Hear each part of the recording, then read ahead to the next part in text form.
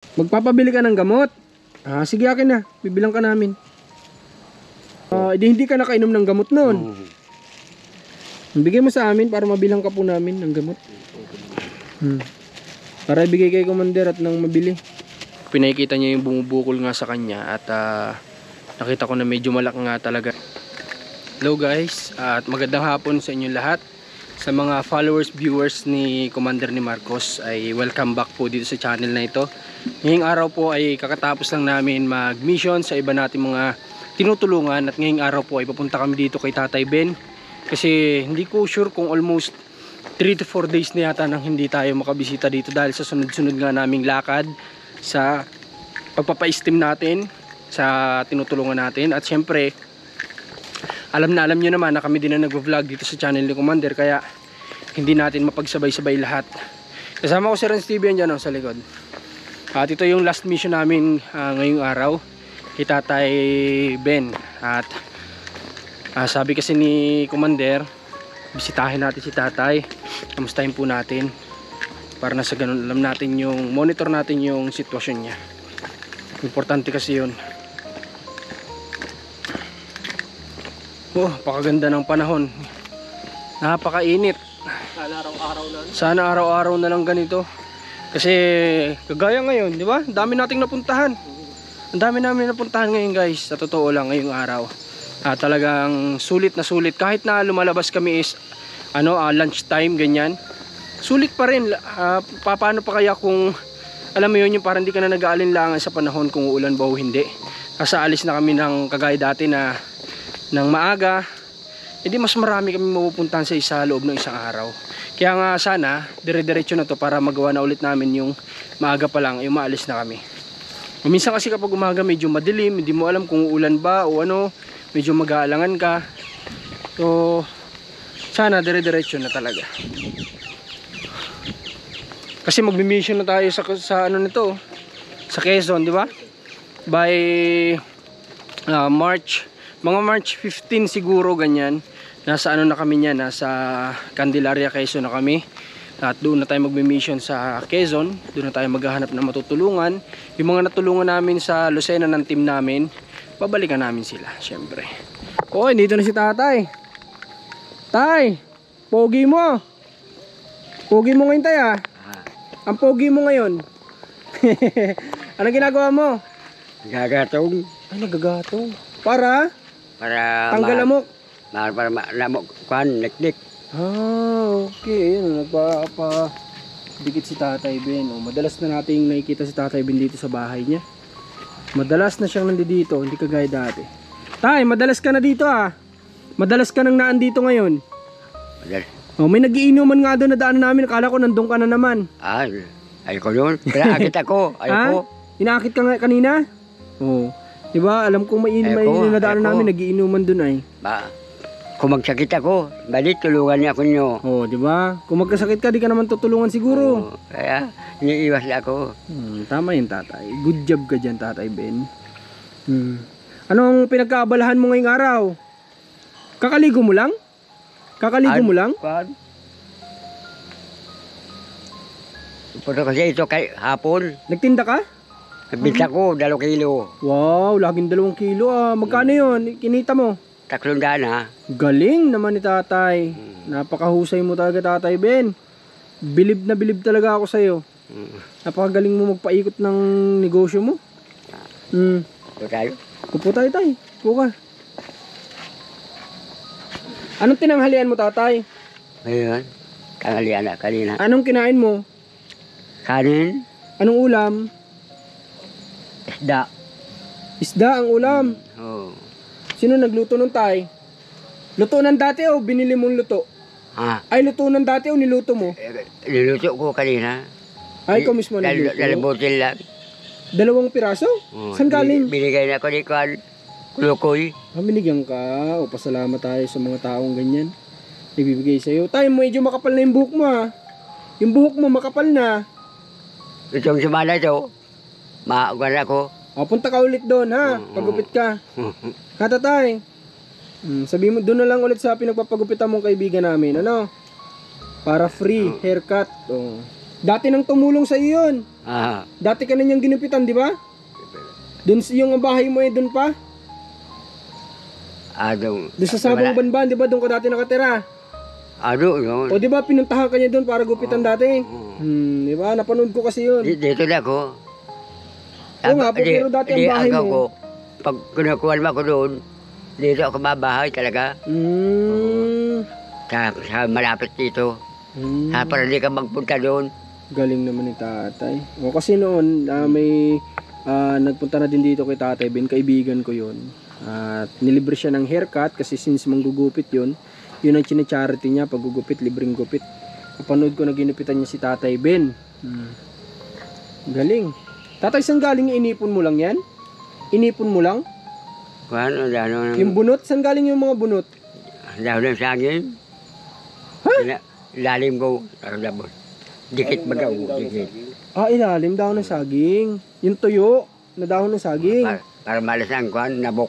Saka likdik. Okay. Kamusta ka naman po dito, tay? Kamusta ka naman po dito? Ha? Kamusta ka po dito? Ayos din. Ayos din. Di ba? Laging ayos. Ngayon, naglagay ka pa ng panghuli mo, hindi na? May pandaw kanina, isa lamang huli.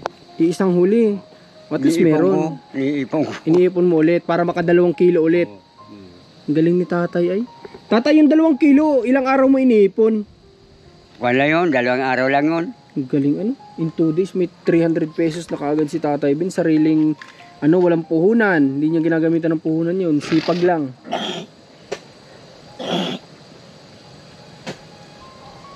Sipag lang ang kailangan ni Tatay Ben. Ngayon, tatay, wala ka bang lakad? Wala man. Wala man. Ayos din. Ay, kuhan.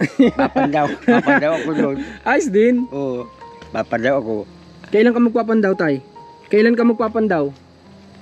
Mamaya, Ano, gabi? kuhan, mga alas 5. Alas 5 ng hapon magpapandaw ka. Alas 5, labasan na yan.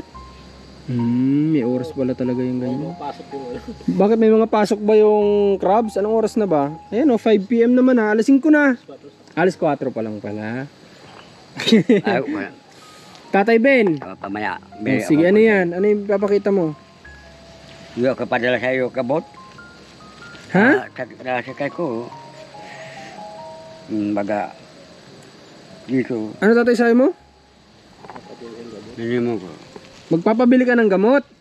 Sige akin na. Bibilang ka namin. Para sa sakit niya ito mga bayan. Dun sa luslus niya.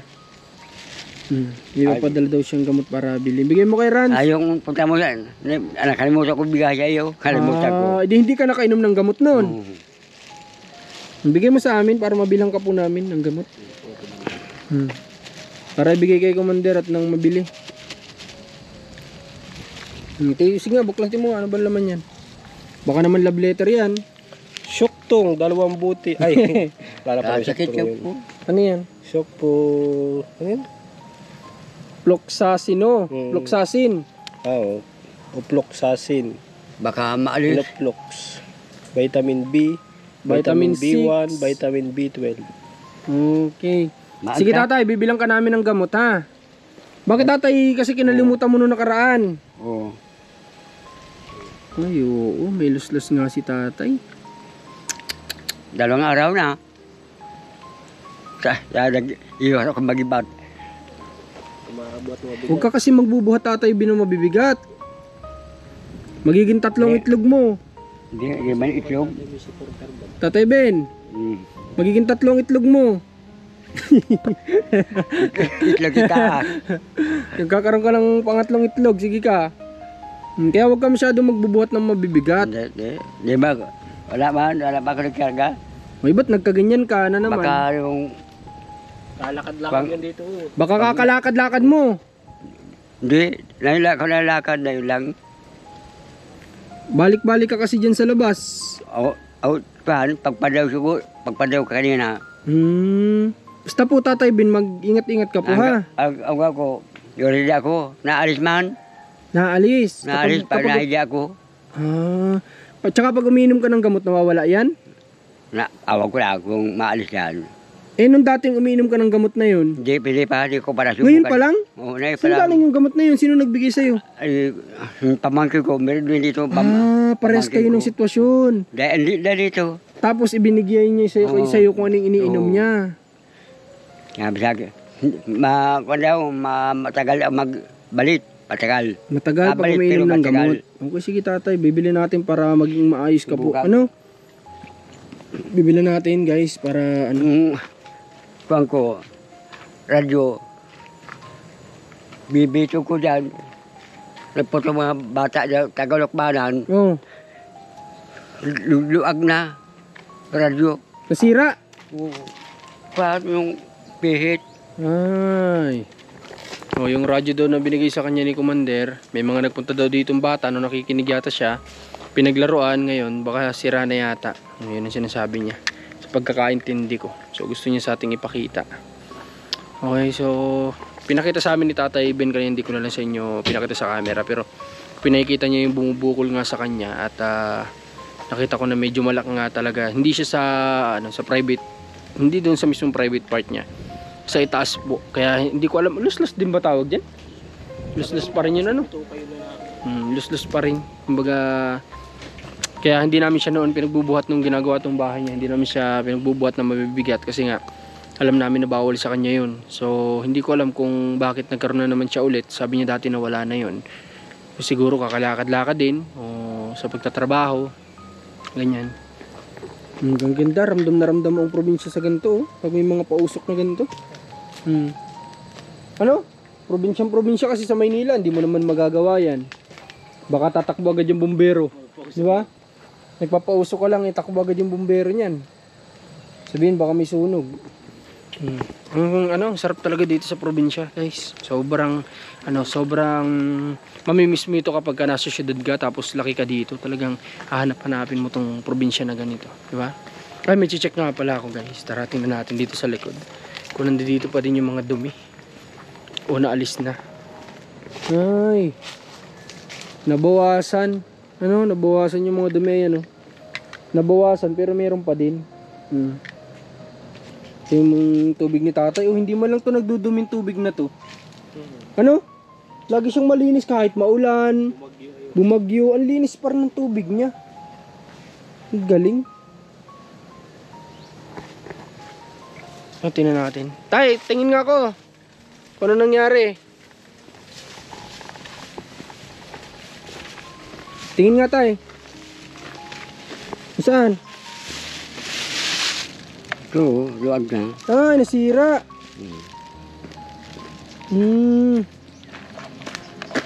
Patingnan mo daw kay Rans, baka kayang ayusin. Yung pwede sa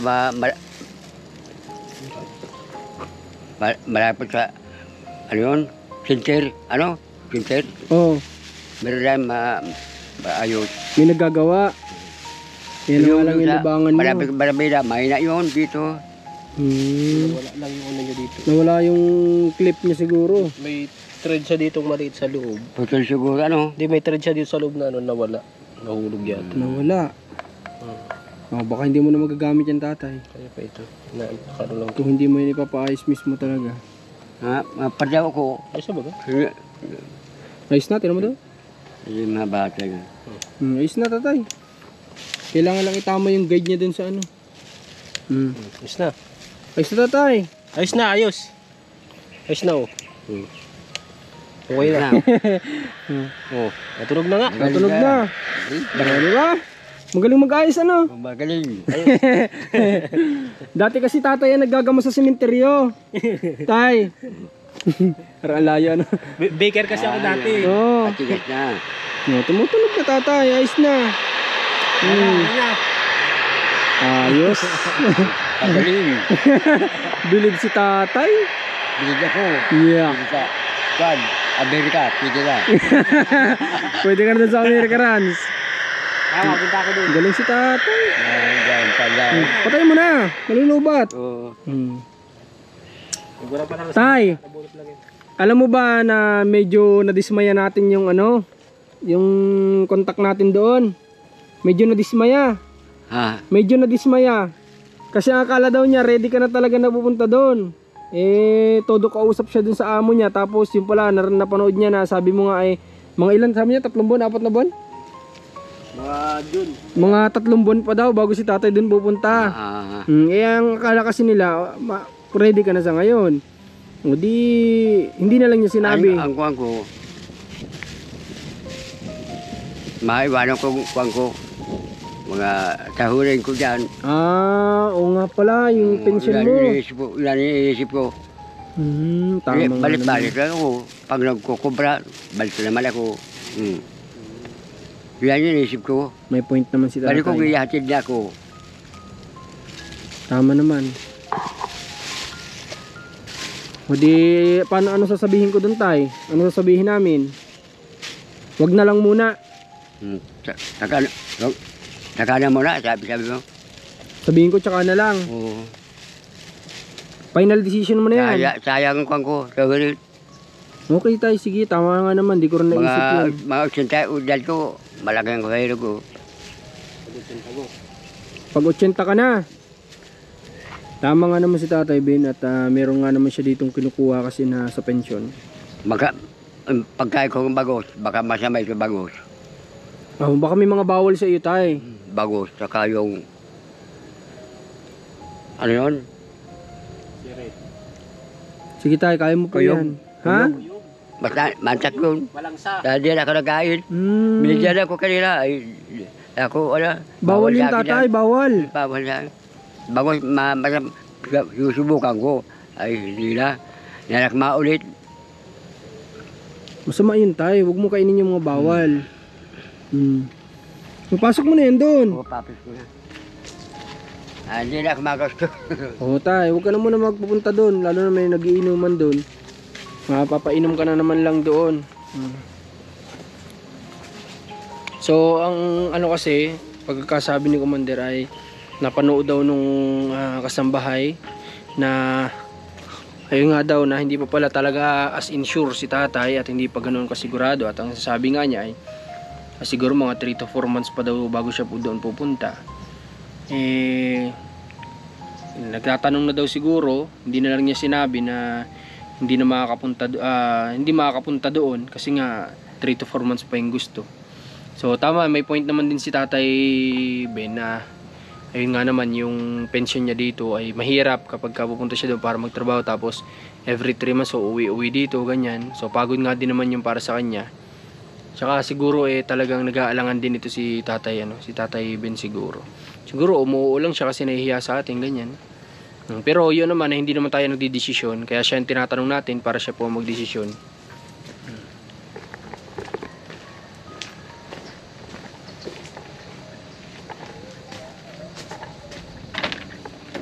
Kung nagpapasang balik-balik, iatid ako. Pagkasahod, balik na naman. Kung payag siya. Kung papayag na gano'n. Tatay, wala naman sa iyong mag-aano talaga dun, kundi ikaw din talaga. Kung di na makakwanta, may trabaho siya. Tsaka wala sila doon, tatay. Nasa Maynila sila. May trabaho siya. Talagang kung gusto mong umuwi, ikaw talaga ang uuwi mag-isa. Gusto sana, kaya lang maiwanan ko. Ito, kaparte, mahintay ako kaparte. Oo nga, yung kaparte mo dito sa ano na ito, sa Nyugan. Utosan ko lang. Okay. Kaya nga po tinatanong kita noong nakaraan kung ano talagang desisyon mo, pag-isipan mo. Gusto ko sana, kaya lang. Wala naman pong problema, tay. Ano, sasabihin ko na lang, kung hindi niya ito mapanood, sasabihin ko na lang, ha? Tsaka hindi naman kami tatay ang magdidesisyon noon, ikaw. Kung ano po yung gusto mo, di doon tayo. Ano? Sige tayo, sasabihin ko. Sabihin ko na lang yung pag... Hindi ko usapan mo, kung... Ay, pili ko. Hindi ko, mga pinsanin niya. Pili ako, hatid-hatid. Hindi ko rin lang alam, tatay, kung kaya nila na maghatid-hatid.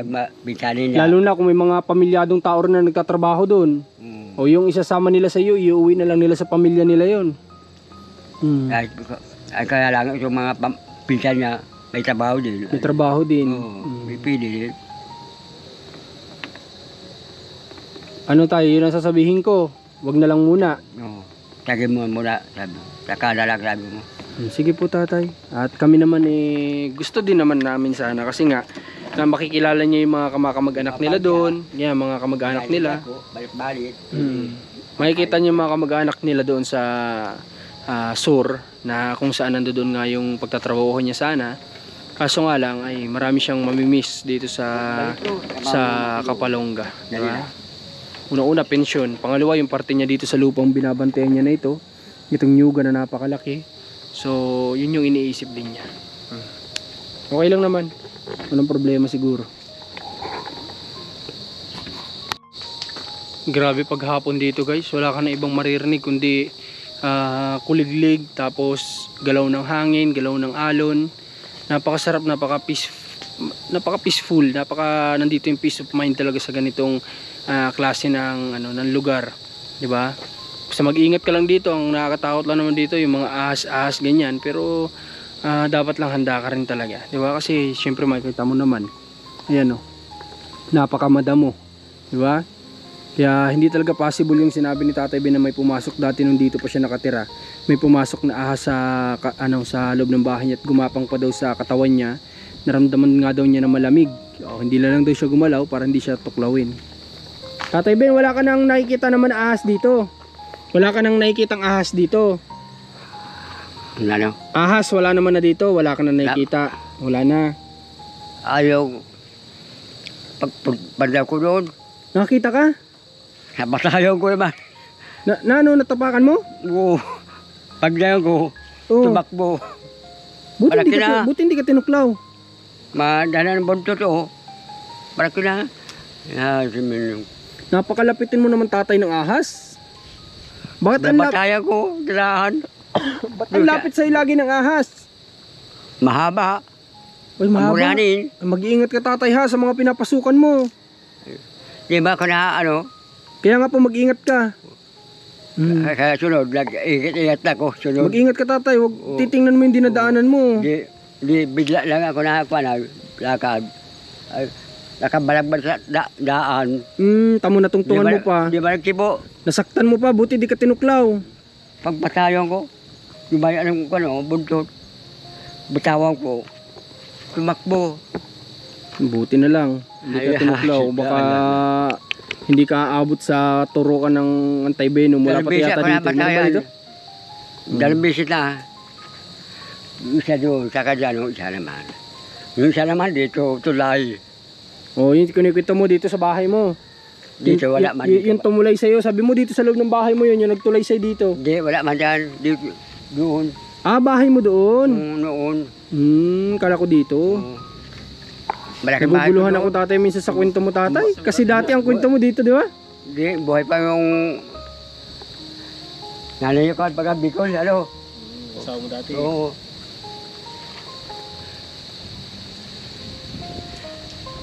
Sige po tayo, paano? Sasabay ka sa amin palabas?